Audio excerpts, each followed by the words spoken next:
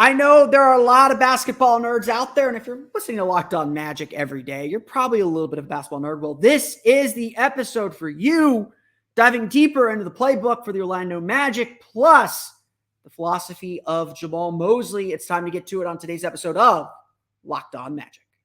You are Locked On Magic, your daily Orlando Magic podcast, part of the Locked On Podcast Network, your team every day.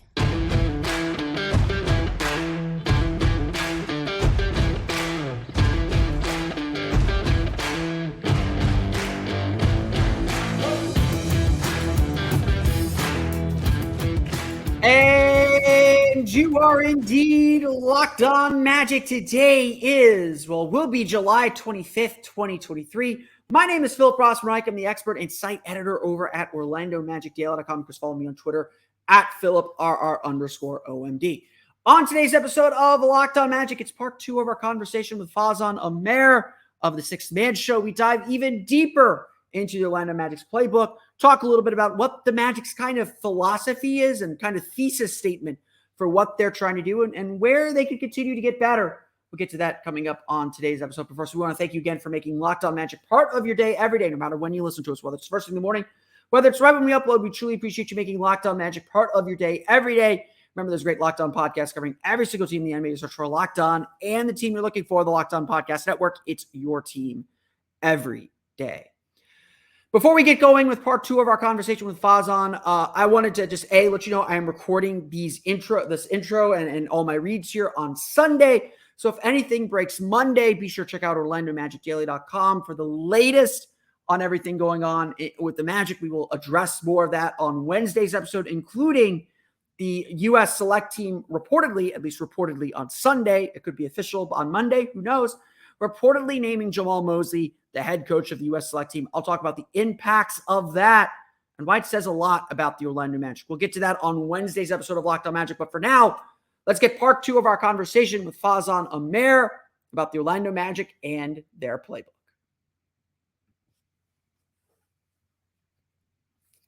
So yeah, obviously, like so much of what this team's going to do then is about kind of leveling up and leveling up. Obviously the playbook, leveling up their understanding of the playbook and what it takes to succeed. So let's just kind of dive into it at this point then. What to you is the biggest key to success for next season for the team to reach the goals that they're trying to reach? What's maybe a tactical thing that this team can do to get to that next level? So yeah, just rewatching Magic games after the season was concluded, I was just compiling data for myself for my articles, and there was a reoccurring trend that I disliked about Mosley's offensive scheme that I wanted to highlight. I mean, and it's pretty basic actually. He doesn't come back to set plays that work. He'll run a play once, and whether it works or doesn't, he just flushes it down the toilet instead of making coaches adjust. Now, I remember Chauncey Billups, the Portland Trailblazers head coach, against the Bulls this past season. I believe the Trailblazers ran a horns set about 8 times in a row against Billy Donovan's defense, and the Blazers ended up losing that game, but Damian Lillard scored 10 straight points just off the same set again and again. And it's something I want Jamahl Mosley to kind of go back to. And I'll give him credit for it, as the season progressed, the Magic got better at going back to set plays. I remember in that San Antonio game, they opened the game with an Allen Iverson curl, and I broke this down on Twitter if anyone wants to go ahead and check it out. But they start the game with the Allen Iverson curl, kind of Paolo Banchero and Wendell Carter Jr. kind of on the horns, placed on the either side of the charity stripe, which is a horns formation. And Paolo Banchero is throwing an overhead pass to Gary Harris, and it gets picked off by Jeremy Sohan. And the Spurs go down, they don't score, and the Magic come back down the floor, and they run the same play again, and it leads to a Wendell Carter Jr. triple. So we kind of saw more of it at the end of the season, but I just want to see more. I just want to see continuity within the offensive playbook as the season just kind of goes on, because at the end of the day, these are young players, and as much as they're going to continue to do transition run and gun when you do run set plays and they're generating good looks, come back to it. Maybe not immediately, but sometime in that game, I like Mosley to come back to it and force the opposing head coaches to adjust to it. How much of that then, because I think there's a little bit, like I know a lot of people criticize Jamahl Mosley, especially like his rotation decisions and how he kind of brings guys in and out of the lineup. But I think a lot of that is this tension that the Magic had throughout the season. And it's going to be a tension I think we're going to feel a lot this year between coaching guys to develop them and coaching guys to win. Now, obviously the goal is always to win. Winning is never bad. There's no such thing as a bad win.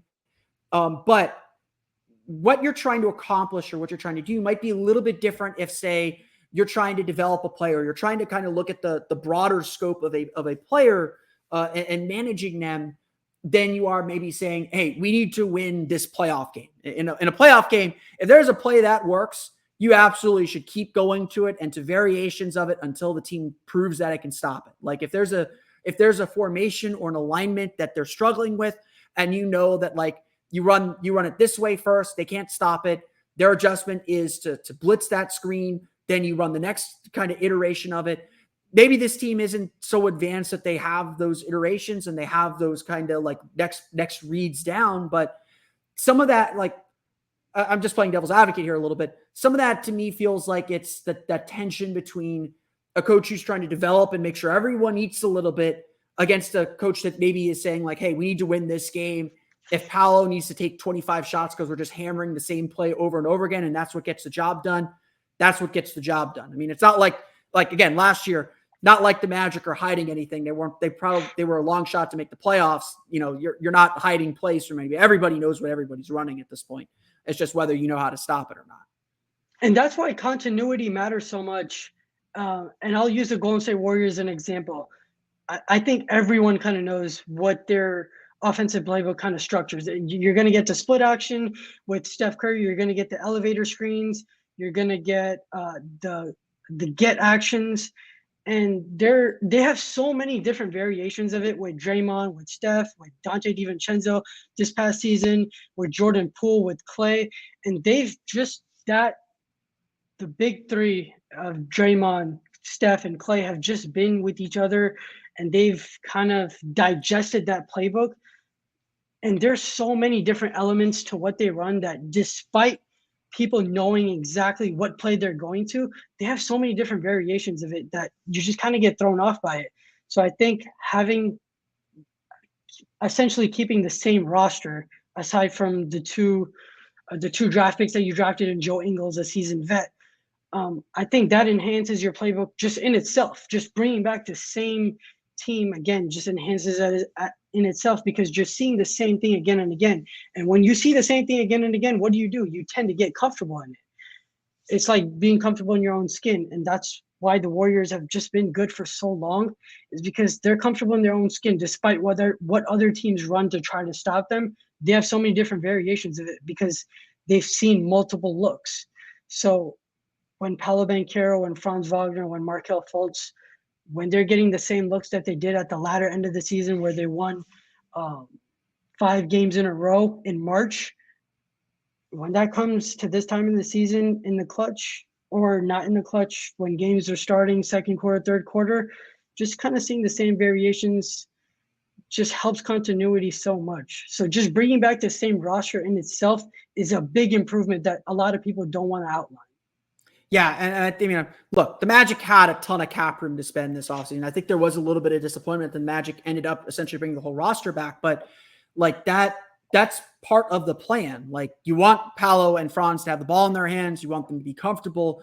That's how they're going to grow. And that way, when you start adding new players to the puzzle, Paolo and Franz will know exactly what this team is trying to do and be able to, be the leaders of the team and put guys in the right spots, or like say, hey, when I do this, you do that, like this is what we're trying to accomplish. So with that in mind, what would you say is and maybe it's not determined yet because, Paolo Banchero is this unmolded sheep of clay. And, there's still like this idea, like I think the Magic's idea is about skill versatility more than positional versatility, where, guys have unusual skills for their size. But so I think a lot of stuff's still unexplored. But what would you say is Jamal Mosley's offensive philosophy, if you can put a finger on something that just feels uniquely Orlando Magic and what they're trying to build here? So their offensive philosophy is pushing the pace in transition. And when they're set in transition in that half court, they like to run a lot of 5-out sets. And for those people who don't understand what 5-out is, it's a traditional spacing in the NBA that, funny enough, it's supposed to generate open three-point shooters. But since the Magic don't have that, what Jamahl Mosley ended up doing is he utilized the 5-out spacing so teams wouldn't be able to clog the paint as much as they would be able to if they weren't in that concept. Yeah. And I mean, I think a lot of the pace stuff is just really clear. And I don't think that's something the Magic necessarily executed perfectly throughout the course of the season. But you hear every coach say we need to play faster. We need to play with pace, which is more about the speed at which they execute things rather than the possessions that they garner throughout the game. And so I think one thing that we will see from this Magic team this year, and one area where I would like them to grow, is being able to transition from from defense to offense a lot quicker.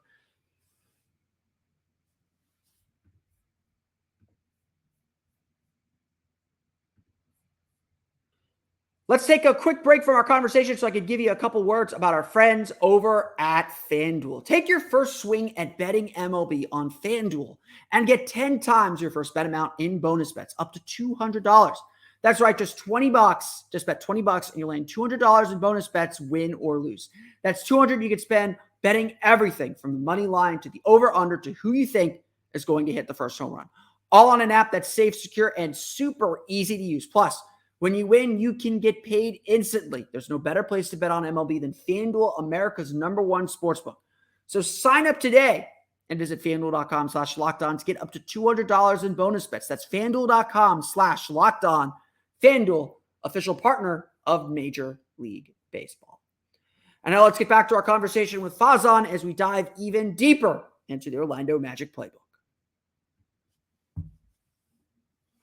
Obviously, pace is such an important thing, and it's not necessarily about the pace at which it's not possessions per 48 minutes, because every coach says they want to play with pace. They want to play at pace, and a lot of that's just about the speed that they execute with. And I think one area where the Magic really struggled this year is with playing with that pace and getting out in transition more effectively. And obviously, that's about transitioning from defense to offense. And so, Jamal Mosley came into this franchise, into this club as a defensive coach. He was the defensive coordinator with the Mavericks. From December 7th to the end of the season, the Magic had the 6th best defensive rating in the league, and that was a big piece of why they were so good. They were able to be a 500 team, even though there are some holes, I think, defensively that we don't like to talk about, like the number of 3-point attempts the Magic gave up, the second chance points the Magic gave up. There's still some things to clean up defensively, but overall, what would you say is Jamal? We've had him for 2 years now. Maybe one of those years doesn't count because it was a pure tanking season. But what would you say is Jamal Mosley's defensive philosophy, or what is his defensive mission statement for this team?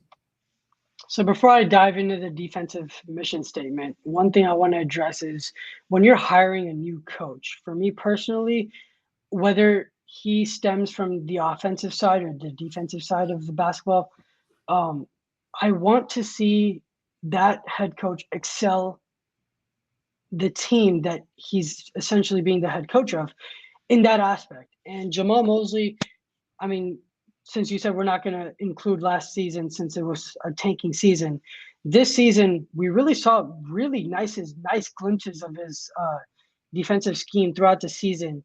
I mean, in his rookie season as head coach, the team went from a drop-centric scheme throughout the season, and then shifted into a high-flying, hyperactive switching group of maniacs. I mean, a lot of fans were really upset at Mosley throughout the course of last season when they were kind of going through those slumps of that zone defense. And then you kind of see and this comes back to my continuity point, the more you play with each other, the more you get comfortable. And zone has a lot to do with continuity and getting to play with each other and understanding where every single defender is on the court without looking, essentially. And it's no secret that Mosley is an artist at adapting his scheme to the roster's strengths and weaknesses. And I thought he did a good job of not getting rid of the zone completely just because it wasn't working. And that's where I kind of go back to my offensive playbook is if a play is working, I want you to keep going back to it. And I think the zone defense hit its ceiling against the Rockets where they just completely broke the Rockets and they cut I'm not sure how much the Rockets were leading by, but they were leading by a good amount coming into the second half. That was an underrated win. That win at Houston. And look, Houston made a ton of threes uncharacteristically in the home loss, or like a few weeks earlier, or like a month earlier. But they went to Houston. They went to that zone defense. They got super active. The Rockets couldn't figure it out. They couldn't shoot. They couldn't shoot them out of it. And that was a brilliant move by Mosley to kind of create some energy. And defense is like really tough in the NBA right now. Like it's like offense, like we are seeing like beyond just the 3-point shooting, and the 3-point shooting is part of it, but we are seeing the most efficient offenses in NBA history right now. Like the Magic in 2009 had one of the best offenses in the league. They'd be bottom 10 in the league in offensive efficiency. That's points per 100 possessions today. That's how efficient these offenses are. And so much, what I really admire about Mosley is so much of defense right now. And they're like, Spoelstra does this. All the good defensive teams do this, except Milwaukee, which is why Milwaukee keeps losing the playoffs, probably. You have to be able to switch your defense and just throw, like, it's like a pitcher. You're like pitchers now. Defenses are like pitchers in baseball now. You have your fastball, you have your base set, you have your base scheme, but then you got to be able to throw a cutter that's just a little bit different. Then you have your curveball that, is just a different look or a different scheme that teams need to adjust to. Then you have your changeup, which might be that zone that you go to really throw teams off. Then you have a slider, and it's just knowing when to throw out these different schemes, when to switch schemes, when you need to kind of like keep guys off balance. And you see this, I think, especially in the playoffs.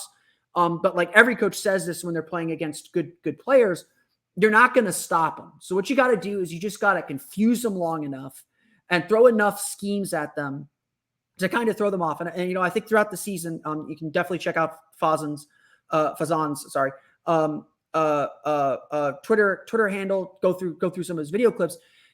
Jamahl Mosley's throwing a lot of different defensive schemes at people. And it's not like it's just he's throwing stuff against the wall. It's stuff they practice. It's stuff that they know how to do. There's still this base idea of what they're trying to do, but like they have the guys that they can switch everything, switch 1 through 5. Like if Jonathan Isaac's on the floor playing center, which we may see this year, they'll switch 1 through 5 and say like, good luck trying to get through all the arms that we have.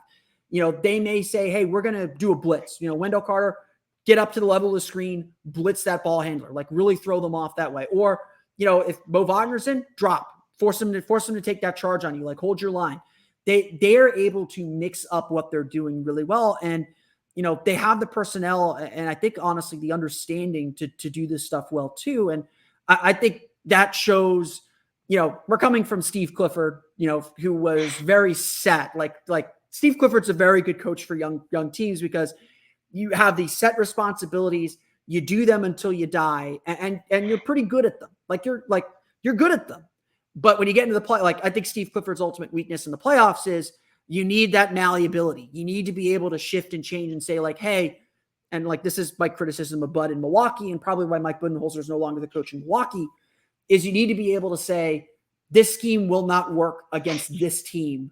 We've got to be willing to change if we're going to win this best of 7 series. And so much of, I think, what Jamahl Mosley's doing is preparing the team for the playoffs in a lot of ways. Like he's even said, like I show them clips, I talk about the playoffs. We know what the ultimate goal is. So we got to get this team ready for it. So there's so many different components to Jamahl Mosley's defensive scheme, like you alluded to. And the biggest thing is you got to get the zone right. And once you get the zone right, you get to do other fun things. Like against the Portland Trailblazers, Jamahl Mosley utilized a switch to blitz. It's an aggressive coverage throughout the NBA, and it's profoundly used for ultimate premier threats. Guys like Damian Lillard, when you're playing a guy like Damian Lillard, who can score on all three levels and is a player who can single-handedly take a game over. And it's a high risk, high reward containing switching and blitzing the ball handler. And luckily, Orlando was able to do it consistently due to employing mobile bigs who can disrupt the ball handler. Oftentimes, the blitzer was Moritz Wagner, who was coming off of a bad center in Drew Eubanks and Yusuf Nurkic, and just coming over and helping blitz Damian Lillard and forcing the other Portland Trailblazers like Matisse Thybulle, Josh Hart, Cam Reddish to make perimeter shots. And they found a lot of success in it. I mean, Damian Lillard still ended up racking up 37 points. But still missed a couple threes at the end of that game that kept us all very nervous. Yep, and a lot of why he missed those threes at the latter end of that game is because of the switching to blitz defensive technique. It's just because you're tiring Damian Lillard out because you're throwing multiple bodies at him at once throughout a 48-minute game stretch, or however X many minutes he ended up playing that game, that when the fourth quarter comes around, he missed a lot of those threes that he'd routinely make if the Magic hadn't gone to that coverage earlier in the game. Yeah, and obviously, like, it's a long game too. Like it's like, I think people sometimes forget that because, you know, a lot of us have 2K brains sometimes where fatigue doesn't matter. But like NBA games are hard. Like playing 5 minutes of an actual NBA game is like one of the hardest things you will physically do. That the running, the bumping, all of it. Like all these guys are trying to wear you out by the end of the game. And the reason why the great players are great players is they can withstand all of it. Like, you know, we talk about it, like having deep playoff series tires you out later on in the playoffs. And ultimately, like, that's where the Magic are trying to get to, obviously. And that's what they're planning and preparing for. And the Magic obviously do a lot of really interesting things defensively that helps set them apart. You know, one of the things I just want to talk very briefly about it was, you know, what Cole Anthony did a lot of last year, where he picked guys up full court. And it wasn't necessarily, like, to this point, picking up a guy full court wasn't necessarily about pressuring him or like getting him to turn the ball over in the backcourt. It was more about, like, let's slow them down a little bit, make him turn once or twice, you know, before he gets over midcourt. And then instead of starting your offense at 20 seconds, and I think the Magic were, you know, like the 7 seconds or less Suns were, you know, like, we're literally just like, let's get into our offense as quickly as possible. The quicker we get into our offense, the more shots we get up. I think the Magic for a while were like an 18-second or like something like a 20-second team or 18-second team where they wanted to be in their offense by 18 seconds. And like, I know when I watched a lot of games last year and over the last 2 years, actually, I'd get actively frustrated when they weren't running their offense by about when they were at 15, 14 seconds and they hadn't really started their offense yet. And that's really like Cole Anthony's not a good defender, but he's a willing defender. He's willing to do things defensively. It's not, he's bad because of his height and because of his lateral quickness or whatever. He's not bad because he doesn't try. He tries. And so by having him do this kind of token pressure, that makes him valuable defensively because he will be enough of a hindrance that teams aren't getting into their offense quickly. And again, so much of, I think, this league is the battle of pace. Teams can get up shots so quickly that the way to kind of, you're just really just trying to slow teams down. You're not trying to stop them because you're not going to with how skilled all these guys are. You're just trying to slow them down. So, you know, we talked offensively, wanting to pick up the pace, wanting to get in transition, wanting to get into their offense quicker. Defensively, you're trying to junk it up and slow them down just a little bit, you know, whether it's by the token pressure, by blitzing. And I think that's something that you see Jamahl Mosley's fingerprints all over as the team is trying to get into its defense. Yeah, and having a guy like Anthony Black alongside Cole Anthony in the backcourt off the bench I mean, that's just going to provide so much more flexibility for them defensively when Markel Fultz and Gary Harris and Jalen Suggs are on the bench after they've endured 6-7 minutes in the first quarter. It just adds so much more flexibility that you're able to do now defensively instead of just being a premier man-to-man defensive team, because you don't have guys like Markel Fultz and Jalen Suggs on the floor anymore, assuming Jalen Suggs does start this season, which I am assuming.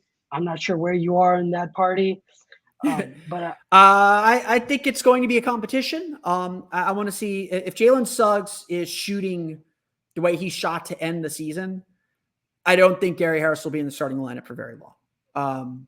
Because like you look at the numbers, the Magic starting lineup with Jalen Suggs had like an insane like 103, 104 defensive rating, something like that. Their offensive rating wasn't very good, but it was similar to what they have with Gary Harris. So if Suggs is shooting the way that he shot to end the season, I don't think Gary Harris will be in the starting lineup long. I do anticipate Harris will start like right now I have Gary Harris penciled in as the starter, but I want to see where Jalen Suggs is at in camp preseason, whenever, before I make a final decision about the shooting guard spot. Obviously the other 4 spots are kind of full. Yeah, and going back to my point of having Anthony Black and Cole Anthony come off the bench and provide different defensive concepts. I mean, Jamahl Mosley didn't call for this much this season, but they ran the box and one kind of at the end of the season against Donovan Mitchell. And it's a defensive technique Orlando implemented to deny ball movement to star players on the opposing team. And it kind of goes back to your point of emphasizing picking up full court. And with 4 players forming a box at the top of the key with the perimeter player at each elbow of the free throw line, alongside a specific defender playing a man-to-man defense against the star player. In this case, it was Donovan Mitchell. When you remove Cole Anthony and you add Anthony Black as the primary defender, it just gives you so much more added defensive pressure for guys like Donovan Mitchell, for guys like Stephen Curry, smaller guards in comparison to Anthony Black, who will be playing a better, bigger defender. Yeah, and and I think this is the best place to kind of end our conversation about the playbook and kind of the overall philosophies of the Magic. I've been teasing up this idea. I know I mentioned it on my show before, but like the overarching philosophy, it seems, of the Magic's roster building. People love talking about positional versatility, and positional versatility is great. The ability to guard multiple positions is really, really important. And that's valuable throughout the league. But I think what's ultimately going to make the Magic unique and special is this idea I call skill versatility, where you have, a Wendell Carter who is a better passer than people give him credit for, that you can run an offense around, a center who can pass the ball effectively. Like Nikola Vucevic had it, obviously like Nikola Jokic is like the ideal like version of that kind of center. But Wendell Carter is a better passer, playmaker, decision maker than I think people give him credit for. Paolo Banchero and Franz Wagner are 6'10" playmakers. They are capable passers. They see over defenses. They're faster than the 4s that typically guard them. These guys do things that typically players of their size don't do. Cole Anthony and Anthony Black. I know I joked about this during Summer League, but I think this is actually a pretty valuable thing. They're really good rebounders for guards. They're not afraid to get in the paint and rebound. And while I don't think it would be healthy if Anthony Black is like the second leading rebounder on the team, I think Paolo needs to be a better rebounder, and Franz especially needs to be a better rebounder. But having guards who can get the ball, especially as there's a lot more longer rebounds now because of there's so many 3-point shots, being able to get the ball and take it yourself and go just immediately, instead of like a center grabbing the ball and kicking it out to a guard, it's a guard grabbing the ball maybe at the free throw line extended and being able to go, or having the other guard, that next guard already out past half court that you can kick to with a skilled passer. That stuff is really, really valuable. So having these not only positionally versatile players, but skill versatile players who do things that players of their size don't typically do, I think that's kind of been the guiding team building philosophy. And what's really exciting, I think, about this is now we get to see a coach who's, shown some flexibility and maybe needs to be harder and faster on some things that he hasn't been to this point. But now we have a coach who has a little bit of imagination and flexibility use all of these tools in the toolbox. And I think that's what makes what the Magic are building and what the Magic are doing really interesting and exciting. Yeah, and it goes back to your point earlier where we both mentioned the draft picks of Jet Howard and Anthony Black. A big reason why why I'm assuming Jamahl Mosley was so drawn to Anthony Black is because of what you alluded to, having guards that can just push the pace, grab those rebounds instead of it being a big, and just kind of get into your transition run and gun or an offensive set play or whatever it may be. And also being on top of everything that he does, that he lacks offensively, he can push the pace, he can pass, he can rebound, and he does what Jamahl Mosley likes best. He can defend all four positions. I don't know if he can defend centers. We rarely saw him match up against centers in Summer League or Arkansas, but he can defend all four positions. So that having that versatility on defense, on offense, and then we saw flashes of it with Jet Howard, his defensive astronauts. Obviously, it's not the same as Anthony Black's by any stretch of the imagination, but just having it and portraying it to a level of an extent to the point where you're in the playoffs and teams aren't running plays where you're involved in those actions, where you're the primary defender, where it may have been if you had drafted Grady Dick, which is why I think they kind of went with Jet Howard over Grady Dick, which I know upset a lot of the fan base. But at the end of the day, I thought they made a good pick. Yeah, I think at the end of the day, they ultimately made a good pick too, and they opened themselves up to do some very interesting things at the end of the day. And I think at this stage of a rebuild, that's what you want. We can all see what this future is and how bright it can be and what this team is potentially capable of. And there's a lot they can do. They are not locked into being one thing. And I think that's ultimately the most important thing. As they grow, they will have the space and hopefully the flexibility to figure out who they are and what their best version of themselves is. Fawzan, I really appreciate you coming on and getting your podcast debut out of the way with us. I really appreciate that. If anyone wants to read your work or see some of your video breakdowns, where is the best place to go for that? So yeah, you can find my tweets at FAWZANAMER _, and you can find all my work at The Sixth Man Show. And shout out to my editor Luke Sylvia and Jonathan Osborne. Yeah, we love our good friends at The Sixth Man Show. I've been on their show plenty of times. I've had Jonathan on the show as well. We always appreciate them and appreciate everything they do to help the Magic fan community. Fawzan, thank you very much. I appreciate you coming on the show. I appreciate you having me on.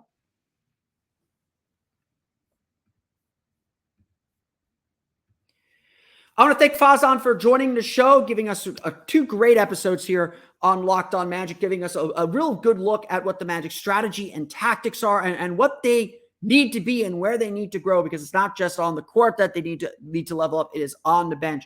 You can, of course, find Fawzan online at Fawzan Amar _ on Twitter.